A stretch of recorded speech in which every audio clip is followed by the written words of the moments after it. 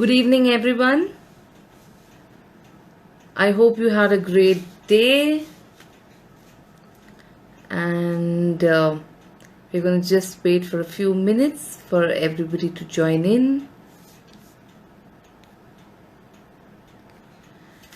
Today, we are going to talk to veteran journalist Payal Mohanka, and we're going to talk about the book. It's lateral inverted, but it's In the Shadows of Unknown Craftsmen of Bengal. Hello, book believer. In this book, hello Ganesha. Hello everyone. So in this book, basically, the author talks about 6 clusters of craftsmen. And let me read a little bit from the book blurb so that you'll have a better idea of what we are talking about. It takes a close look at the lives, crafts, and future of the people who live here, following the original process which has been passed down through generations. These craftsmen keep alive old family traditions. Their efforts give them a basic livelihood and in some cases a little more. This book celebrates the indomitable spirit of enterprise of our rural craftsmen. It also gently reminds us that each time a polo ball maker or a boat maker passes away, the craft moves a step closer to extinction. And with this, I am aware now. Okay, so the author has joined us. We're going to quickly add her. Good evening. Good evening. Yes, perfect. I can see you and hear you. You can hear me and you can see me. Good. Yes. Okay. So Is it okay? yes, it's absolutely fine. I was just introducing the book in as little words as possible. And I'm just going to take a moment to tell a little bit about you. I'm sure most of us already know, but a little bit about you. She's one of the most wonderful people I've ever met or come across. As a veteran journalist, she started her work with the Illustrated Weekly of India and spent over a decade with the magazine covering a wide range of subjects. In 1995, she was awarded the prestigious Press Fellowship of Wilson College, Cambridge. She then moved to broadcast journalism, reporting for India Business Report on BBC World Service Television and CNBC India for over 7 years. In 2002, she made a documentary on Chandanagar, a former French colony, titled Little France on the Hooghly. I love that name. And in 2003, a documentary on Mother Teresa, From Saint to Sainthood, which was selected for the Philadelphia Documentary Film Festival and screened at the Nehru Centre, London. She writes for Quint and Rediff.com, and her last piece, which I was wonderful, I'll share it with people, whoever wants to read it. A little bit about the photographer of this book, Leela Kejriwal. She's one of the foremost photographers in India. And if you see the pictures, they're wonderful and breathtaking. For example, this one. Now, this is a double spread, but I'm sure you can all see how beautiful this picture is. With this, I welcome you, ma'am. Perfect.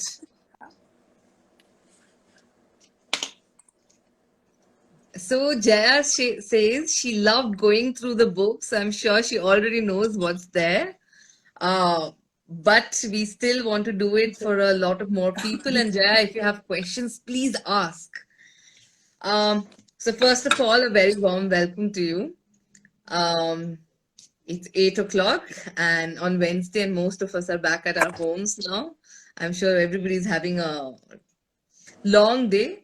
But a book like this, I'm sure, will lighten their mood and feel a little um, happy at the same time, motivated and um, ponder over things much more bigger than our own problems.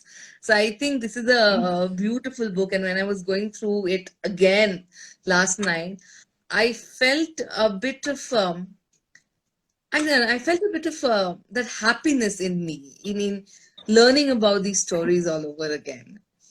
So with that, I'll move forward to my first question, um, which is actually the first question that came to my mind also while I was writing the questions. This book is not just an intimate portrayal of the hidden crafts of Bengal, but also contains stories of great grit, conviction, and bold determination. In these difficult times, when the raging pandemic has resulted in prolonged lockdowns, how are the wig makers, the light makers, the polo ball makers, the boat makers, and the shuttlecock makers, and the jeans makers carrying on with their work and their lives? Thank you so much for having me here, Trisha. It's been a pleasure. And yes, it's been a difficult year for these craftsmen. They've been plagued by the three C's. There's been Corona, there's been Cyclone Amphan, and there's been China. Yeah. So all three have had an effect. Amphan, at least that's more or less under control. We have recovered from that. Mm. Corona has Mm. brought work to a complete standstill because raw material can't be accessed. There's a labor Mm. crisis. Customers are homebound. There's this atmosphere of fear and uncertainty. But Mm. today I spoke to people from 5 of the 6 clusters that are covered in the book, and it was heartwarming to know how they're keeping their spirit up. And it's that very quality of theirs that I really admired even way back in 2007 when I did the book, that indomitable Mm. spirit. And some of them have been affected worse than others. We'll come to them one by one. But in general, of course, it's been as bad for them as it's been for everybody else all over the globe. Mm. Sorry. I said it's been a very bad year for them, like Right. it has been for everybody else. And we could take it, one by one in each, with each village. We'll go ahead then. We'll come to that. Yeah. But tell us a little bit about what prompted you to write this book and what went inside the research for writing this book. You know, as a TV journalist, I filed stories for the India Business Report. Now, this was Hmm. a program telecast every Sunday on BBC World Service. Hmm. And from Calcutta, every week to get a dynamic business story was a huge challenge in the mid 90s and the late 90s. And Hmm. I suddenly realized that I wasn't getting enough. What do I mean, I would have a problem each week. Once you've covered a Bata and an ITC, there was a clutch of companies. And I decided to step out of the city and I explored these rural clusters, which I'd heard about. And I Hmm. was really amazed because there was a wealth of stories there for me. And Hmm. it was amazing because these stories were so well received by the program, because you have a half an hour business program with corporate stories. So the visuals are all office interiors and it's all very Hmm. repetitive. And they would use these stories as the end piece because they make beautiful pictures and they are lovely. Hmm. The whole setting, you have a rural ambience and you have these craftsmen working. So these stories got a lot of appreciation. And at that point, I realized that television has its constraints. You can only say that much in these 4 minute stories with these fleeting Hmm. images. So I thought when I have time, I'll come back and I'll chronicle this data in a more tangible form. And that's when the idea Hmm. of the book happened. So when Hmm. eventually TV18, which was the company that was doing India Business Report on BBC, when they shut shop in Hmm. Calcutta, then I had time to myself to do the documentaries and to do this book. And it's something I always wanted to do because people living in Calcutta weren't aware of these places just outside the city. Like, they're all day trips, but nobody really knew much about them.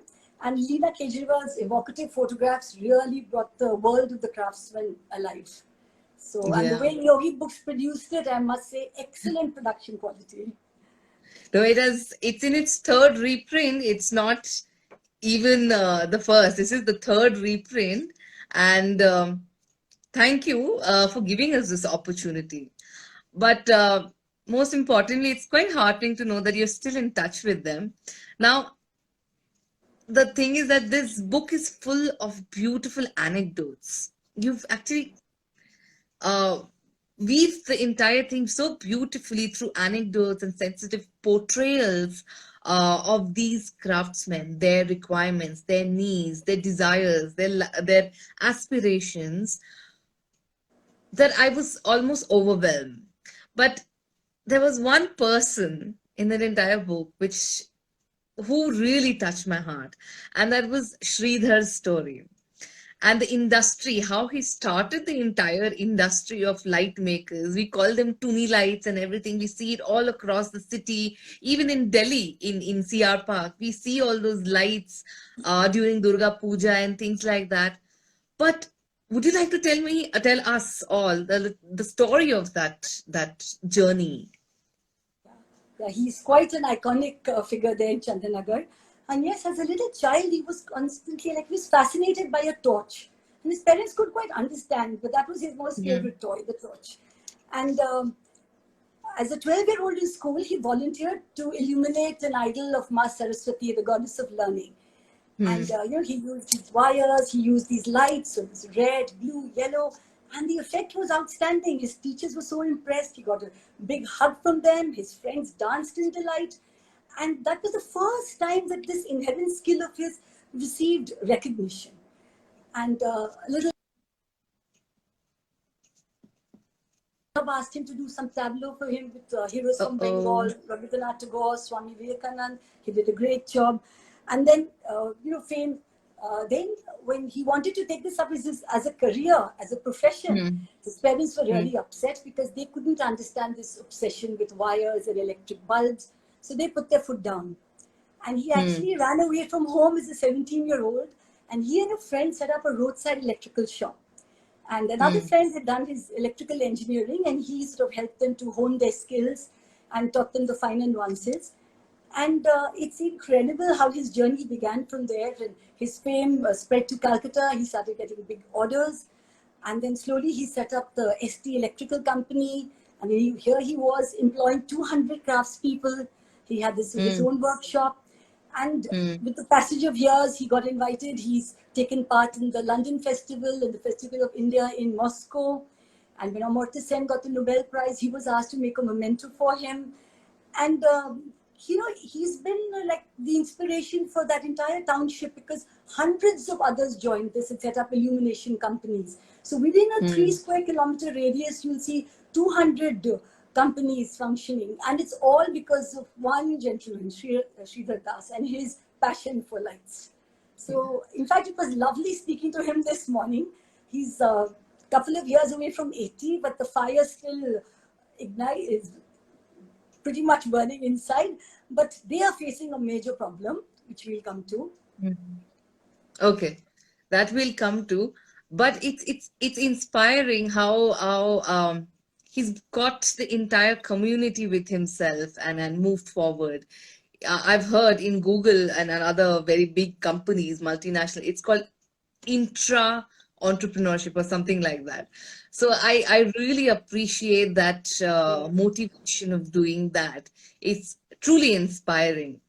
Now, let's quickly come to the innovation part because most of these Yes. industries, these cottage industries, started around 80 to 100 years back only. So they're fairly recent. How has the innovation happened over these years? Like for some, they've been pretty much where they were when I last worked there. And for instance, the boat makers, they had already Hmm. moved from normal boats to motorized ones. So they're still very much there now. And Okay. the most interesting innovation I thought was in Uluberia and the Wigs colony. Okay. It's because when I met them, they were doing wigs for Jatra, which is the local theatre in Bengal. They Yeah. were doing wigs for cinema. They had already moved to mannequins, so you had blonde, brunette, red wigs for Hmm. mannequins, which had a big market. But when I spoke to them today, it was nice to know that they had been exporting not directly, but through people. Hmm. But the interesting thing was that they're doing hair weaving now because since they have Wow. the skill, they have the Hmm. technicians. So now customers come to them, and it costs anything between 6,000 to 16,000 depending on the quality you choose. But they find that Hmm. this has been really lucrative, and I was quite impressed like the way they've spread the canvas for themselves, if they're doing something like hair weaving, because they're so good with Mm, making wigs and you're constantly using your hands and you're using the net mm, when you do the wigs. So that was really mm. interesting to know that they've made quite a shift there. Wow, that's good to hear that. And the Now, polo ball, this, there's been a lot of innovation for the polo ball makers too. So huh? we'll come to that when you talk about Yes, that, I have a Rachna. specific question for that. Yeah. And so this book stretches the reader's awareness about these master craftsmen. Now, who are mostly in obscurity. Uh, can you tell us a little bit about the uniqueness of these challenges? I'm sure the boat makers, of course, have come up, are still alive and thriving. But some challenges that they had to mitigate or perhaps have not been able to mitigate from each of these industries. They might be unique to each one of them, and but there might be some common challenges. What do you think are those common challenges? They had pretty figured things out in the last decade. But right now, the biggest challenge is Corona and its impact in different ways. For Hmm. instance, the wigs, they're having a problem sourcing material. They get their raw Hmm. material all from beauty parlors and temples. Now, with the lockdown, Hmm. they have no access to either of these places and nobody is visiting. So you're not going to get Hmm. your raw material. Customers aren't Okay. coming. And so but they are very optimistic because they feel that post corona, cheap imports from China will come to an end once business starts, Hmm. because since Yeah. imports have been clamped down, so Hmm.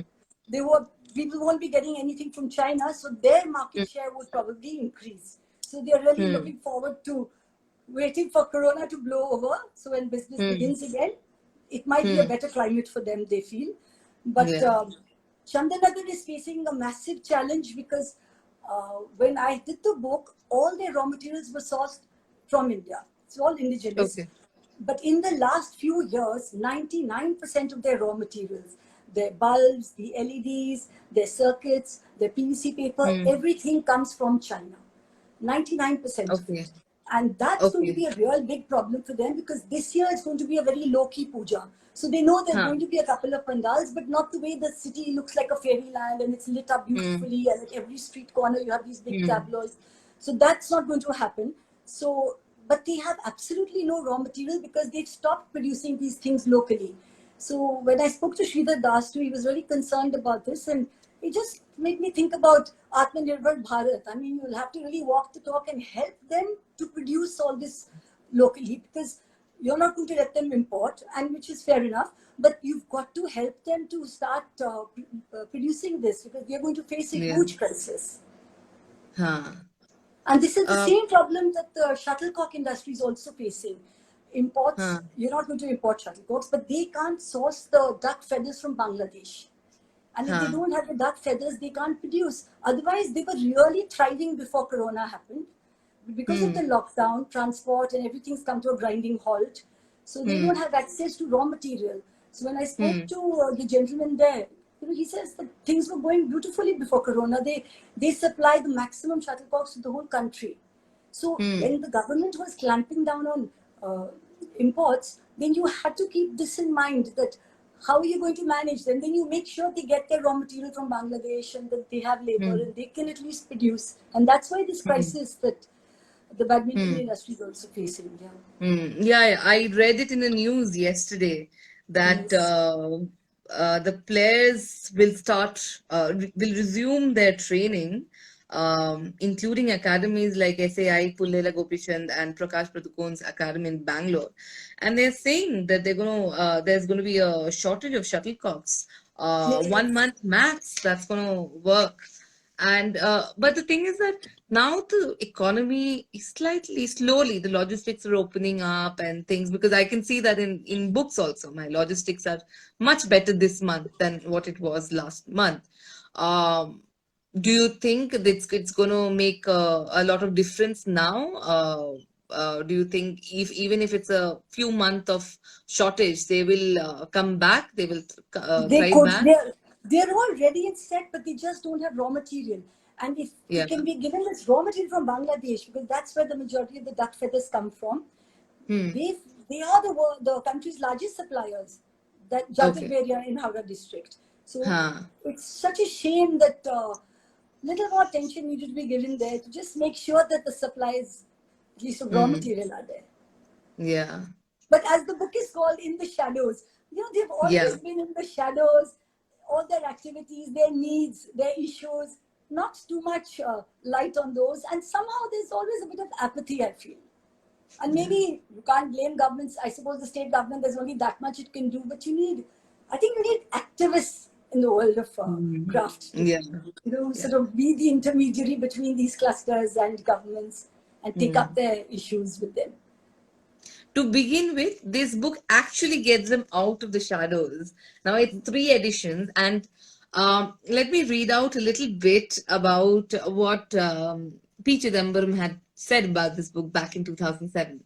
In the shadows, Unknown Craftsmen of Bengal needs to be savored, a must read, a truly humbling experience. It's a part, it's about a part of India we cannot ignore. So we cannot ignore, even though if they're in the shadows, we cannot ignore them. Which next gets me to the next question, which is on the polo makers. Now, I was polo balls. Now, I was doing a little research about the evolution of these outdoor polo balls, and then I realized the modern outdoor polo balls are actually made of high impact plastic. Now, historically, they were made out of bamboo roots and leather covered corks and hard rubber, etc. But the new fiberglass polo balls, commonly known as Argentinian balls, um, have dealt a deadly blow to the bamboo polo ball industry.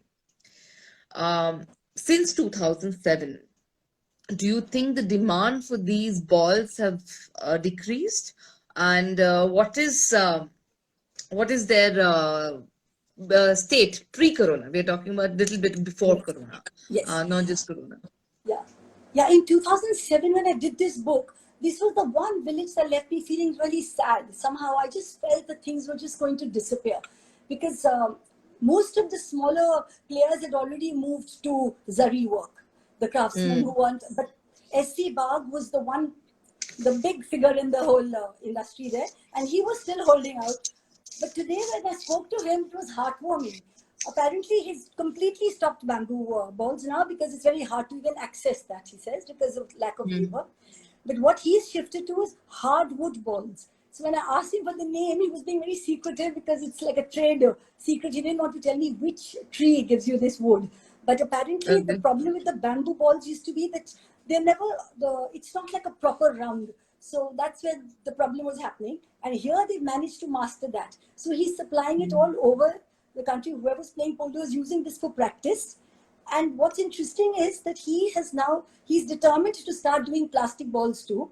I believe the mm, technique is identical to what he's doing with the hardwood balls. And people from Argentina had come, they had taken a video of him working too.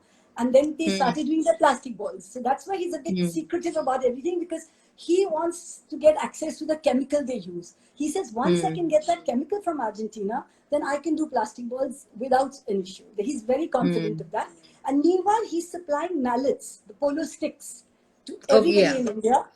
Not only Mm. India, I believe a lot of the players are taking it abroad too because his mallets are one-fourth the price of the foreign ones. So the polo Wow. sticks, he says that's what's really sustaining his business now. And Mm, with great pride, he told me that, the factory that you saw, you come and see me again now. It's huge compared to what you saw. My son has joined mm, the business. And I just thought that my chapter had ended with each time a craftsman dies, this craft moves a step closer to extinction, which was exactly what it seemed like at that point. Because, you thought that this mm, whole village is going to be, you'll forget that polo balls were ever made here. But he's mm, certainly not ready to give up and mm, very ambitious and complete grit and determination. And he's quite confident that once he can get access to the chemical that they use, he'll find an mm, alternative here. And then he'll also shift to mm. plastic balls since that's what the players really want when they're not practicing. He says a few Yeah. tournaments are even using his hardwood balls now. Mm. So that was Okay. great to hear that from him because Huh. the Olpur is still going to be a polo ball maker. Yeah. No, that's a great proposition for all the Indian scientists and chemical engineers to at least do something for an industry like that. I'm going to write to a lot of people saying that that's a Really, good piece of information. Even if I can't do anything, I can at least connect them with you and what absolutely, can be absolutely. And he done. was telling me that his only thing is to just get hold of that chemical. Yeah. No, if they can, if even if they don't get hold of that chemical, they can develop something on their own by figuring it out, right? And even the mallets, the polo sticks that he's making, he sources the cane from Malaysia and Indonesia because their quality Wow. is much more superior, but the craftsmanship is great here. So he sources Okay. the cane from there and he makes it, and he had enough raw material to keep him going. So he was Hmm. continuing with his mallet production too. Hmm. That's lovely. That's lovely to I have to visit this place as soon as I come next Yeah, I'll on my take you next when trip you to come. Kolkata. Yeah. Okay. But tell me a little bit about the role of women in these industries. That is Yeah. something which is very close to my heart that I want to know. Yeah, but yeah, sadly or otherwise, it's pretty much the way it was in 2007. You know what happens Hmm. typically? Women are busy with the domestic chores, the children, the food, the Hmm. cooking. So men are doing this. And in a few cases, in fact, in that entire book, you'll see only two photographs of women, one in the Hmm. jeans village and one in the shuttlecocks one. So when Hmm. lighter work is given to them, they can take it home, do it in between their domestic chores. But Hmm. otherwise, they're pretty much confined to the home because there's this division of labor. Hmm. Okay. And now the last question. Yes. I know the answer, but it always helps to actually get it from the author. Why do you think this book is particularly important at this crucial juncture? Why should people read it? Why should people pick it up? I think one, we need to know what's happening in villages around us. We need to read Hmm. these stories of grit and determination, and they are largely unsung heroes. We need to salute their spirit of enterprise. And post Corona, the way they've accepted things, there was no grumbling and groaning about what's happened.